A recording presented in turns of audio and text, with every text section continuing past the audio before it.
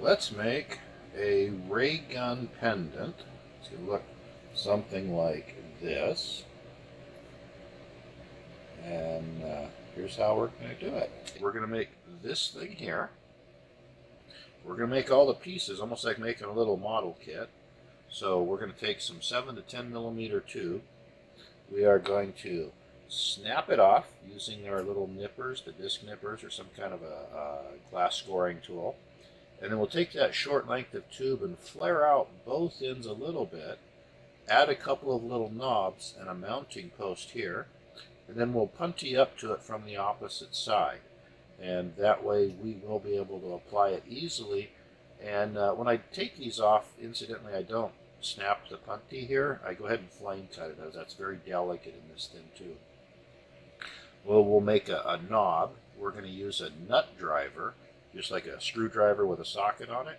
And we're going to put hot glass into it to take that nut head shape and then run the little excess material on our color rod along a thread file, which has a bunch of different coarsenesses of threads and pitches, and that will leave us a design around that ring of material there that'll make a very nice knob. Then we'll make a trigger just by wrapping some color around another color, flattening it against a paddle. Sorry about that. Flattening it against the paddle, and then punteeing up to it and removing the material on the back side so that we have our little trigger ready to install. It's just going to be a button trigger. And then we'll take some large rod, about 1/2 to 3/4 inch rod at least, and we'll heat that up about that much, and then using our texture mashing tool, that's these pliers here with that Vixen file segment welded onto it, we will press down the handle, leaving all those serrations and flattening it at the same time. But this area here will still be round. So we'll have to flatten that down with a couple of marvering paddles, graphite pads. And then we're going to put a design in it. You can probably use this same nut driver as up here to push into the material after it's been flattened, and it'll leave a nice little nut shape accent piece on the pistol grip there. So then we'll make up a body, which is just going to be a flattened end, again using that same tool. And then we'll have a little bit of round body, some little Saturn rings here, a little bit of barrel going out. It'll be flared off and then be kind of flattened. So then all we have to do is take all of these pieces that we've had fun making each one and putting it into the kiln. And they're all hot and ready to go when we get done with the body. We can just go ahead and assemble everything together, weld it all up. We'll go through the steps and we will wind up with, we'll get back up there, our ray gun pendant. All right, let's do this.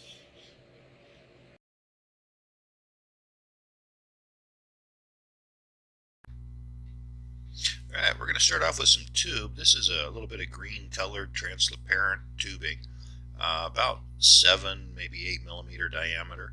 A little quick score. I like those double jawed nippers because if you score both sides at the same time, you can avoid that little fingernail kind of looking thing that comes off of there from only scoring one side and then snapping it.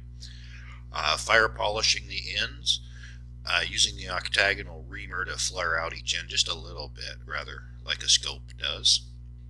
And here we'll fire polish the other end and use the octagonal reamer again, get a little bit of flare.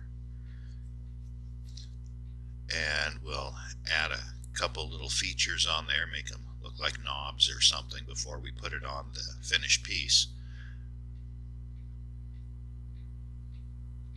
Stick that back in the kiln. Now this is a little nut driver. It's just a little specialty tool, but you can find similar things in pretty much any hardware store.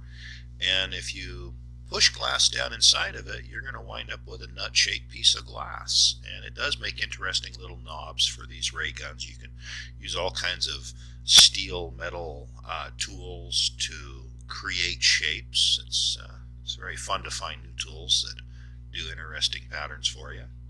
So punching off to it, cutting off that excess material. This thing isn't perfectly lined up. It's a little bit off axis there, but for the way that I'm using it, it really doesn't matter. I'm going to roll that onto the thread file, again available at the hardware store, and that'll give a little texture to that outside layer of glass that was in excess and make it part of the design. Here's a little bit of yellow, and I'm just wrapping, I don't know, black or red or something around it, something that contrasts.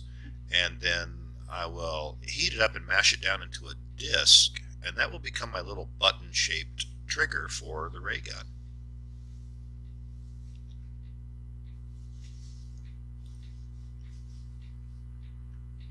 There we go, all melted in and nice and straight, and then heating up just the end, and then mashing it down into a little disc that'll be my trigger.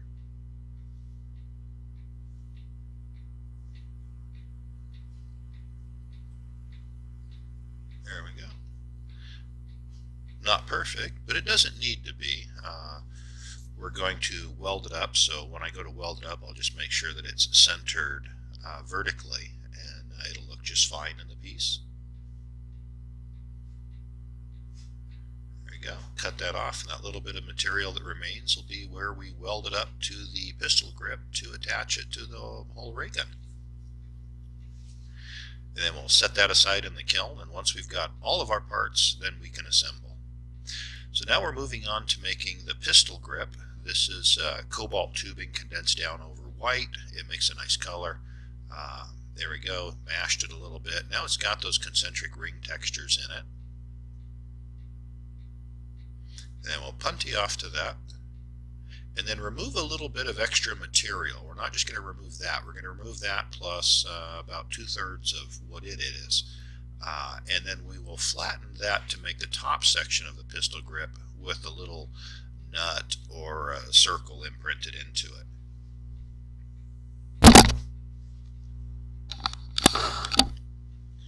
There we go. Got enough heat there, we can pull it apart.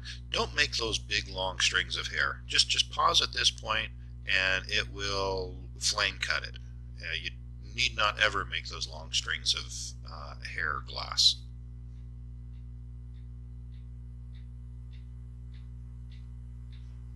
Yeah, we get it warm enough to paddle it down to an even smooth flat shape, and then we'll add the detail of from the little end of the nut driver, which will make it look like there's a little bolt head in our pistol grips.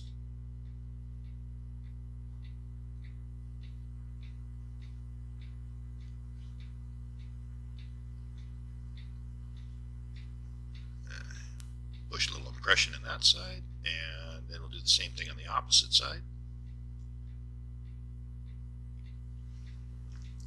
There we go. One completed little pistol grip for Marvin the Martian ray gun. Now this is a little bit of white. It was in the odd section because it didn't come out of the manufacturer's perfectly round. It was very flat. And I actually like that. It makes a great little trigger guard. So, you know, I bought some of that, and that's pretty much exclusively what I use that flattened white rod for. So it's a little bit large for the small ray gun I'm making. So I'm going to heat up a section of it, and pull it out and draw it down to a much smaller profile.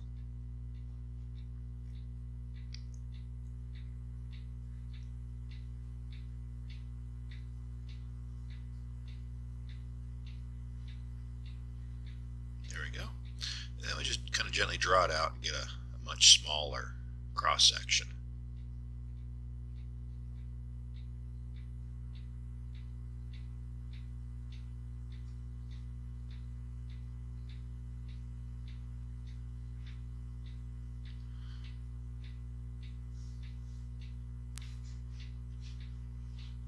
Now I'm going to flatten up that end. I don't want it to taper like that for when I go to weld it on to the piece. I'd rather have it be kind of a rectangular end.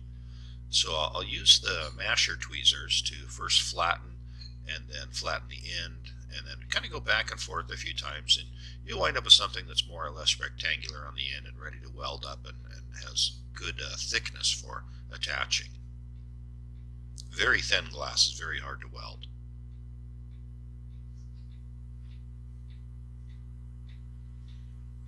So putty to that side, and then remove just the material we want for the trigger guard, as this is excess material. And I don't want that little thin stuff. I want to stick with the thicker portion.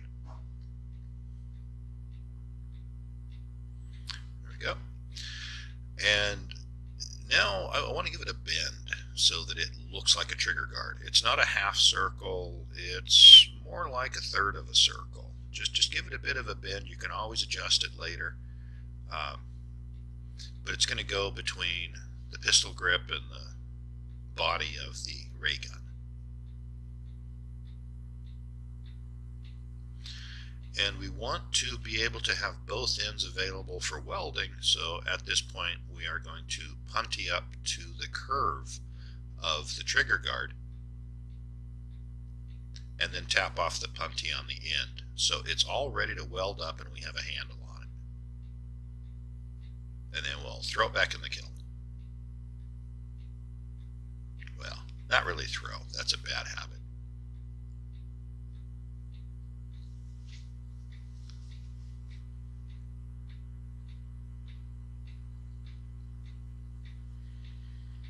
Alright, so to make the body of the ray gun, I'm going to, oh, that's a, yeah, those texture mashers are the first ones I made, and I was playing for the first time on an arc welder, so very spattery weld on that. I do apologize, but the tool itself is extremely functional and it's done its job. I guarantee if you order one, it won't look like that one I use myself. So here we go. We've textured it, and now put a little punty on the back and throw on some Saturn rings. I like these sparkly metallic colors. They make really fun ray guns.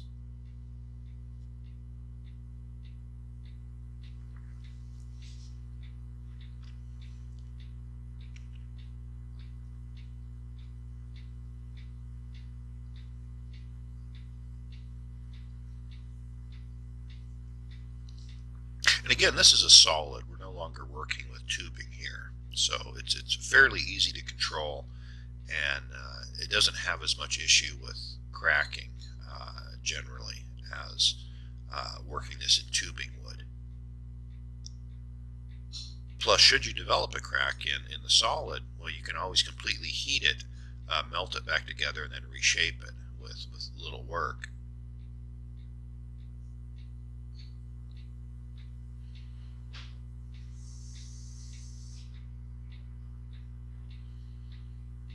There we go, little triple Saturn ring.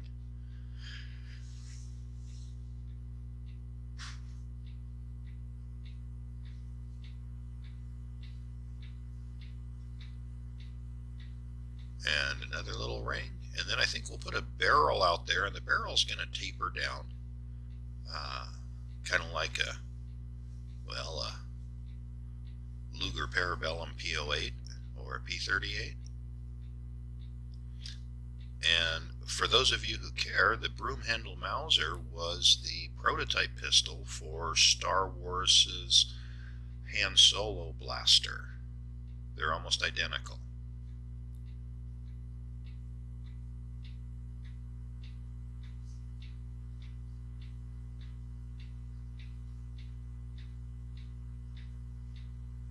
And again, that arrowhead marver with a backing plate that floats around so I can flatten things, separate things, weld things together. Incredibly useful.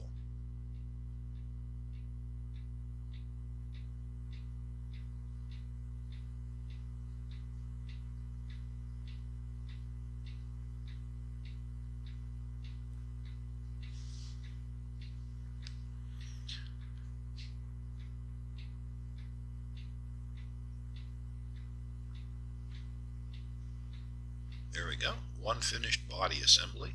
So now we can get down to let's weld it together. So put pieces together, turn them around, rotate them, check them in various locations and see how they look. Feel free to modify your own as you see fit as you're going, and enjoy the creativity that making ray guns has, as they don't actually have to work. If you don't produce a ray from your gun, no one's going to complain. Well, at least I hope not. So look down it, then turn it to the side, check it from various right angles, and see that everything is straight. It's much more difficult to turn things around after you've welded a few of these pieces together. There's our little trigger button. There we go. And then after pushing it together, pull it out a little bit. Anytime that you weld stuff together or condense glass, if you can stretch it or blow it, that will spread those molecules out and make it much more evenly distributing the stresses that are within it.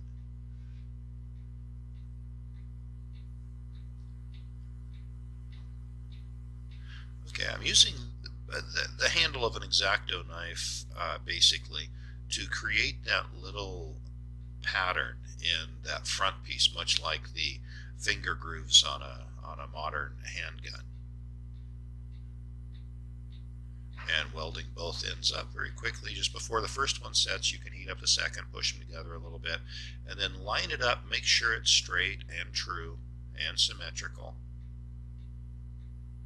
And we'll tap that off, holding it by the trigger guard puntee. And a little fire polish there. Be sure to fire polish all of your puntees, as it's very easy to forget when assembling these things. And if you get all done and you're really, really happy with it, and you find out that there's a little sharp piece of broken glass on the back of one little piece, you're not going to be happy. So try to clean up every puntee as you remove it. This is our little knob that would be like the cocking knob on a Sten gun or a Bren or a grease gun. Just trying to go with iconic pieces, not too alien extravagant. I don't want to have tentacles on my gun. I want to keep it kind of Flash Gordon.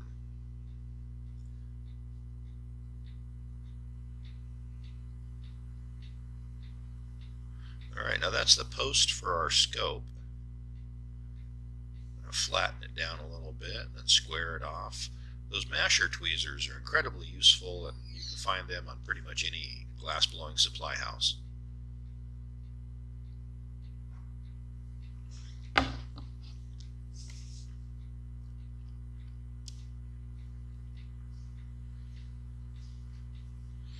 we'll drop on our scope. Now notice after I push this together, I always pull it apart a little bit. When you push it together, you're creating bulges and acute angles. And then drawing it apart removes the acute angle and smooths out the stresses imparted into the glass. There we go. My scope's not quite perfect, but I've got time to adjust it, and chances are pretty good I'll put enough heat to this. It may fall out of alignment anyway, so I'm just going to keep going right now. We're going to add a little couple of knobs there on the scope real quick.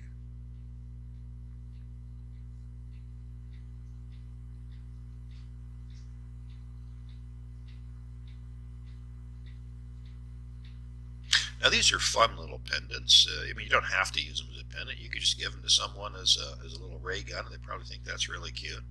But a little loop through there, and they're a great pendant.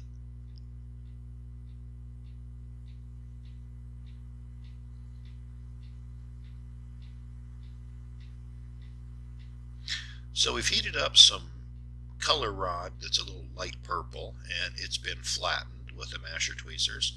So when I draw it out, it leaves me a nice front sight flat blade shape. And we'll draw that up to just about where we expect the scope would look at the tip top of it from that height. It is a nice effect when you look through the scope and you see the front sight centered evenly in the scope.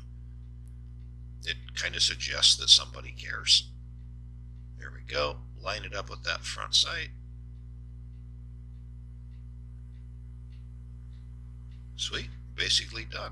Tap off that puntee. It left a little bit of raw glass there, so we'll draw that off with some flame and a rod. Fire polish where the puntee was. And we'll be done with this piece. Really not that hard, but very fun. Ray guns are just fun. You can go crazy with them, do all kinds of styles, do whatever your favorite sci-fi series style is. I do very much think this reminds me of the old Marvin the Martian. That's dog fur.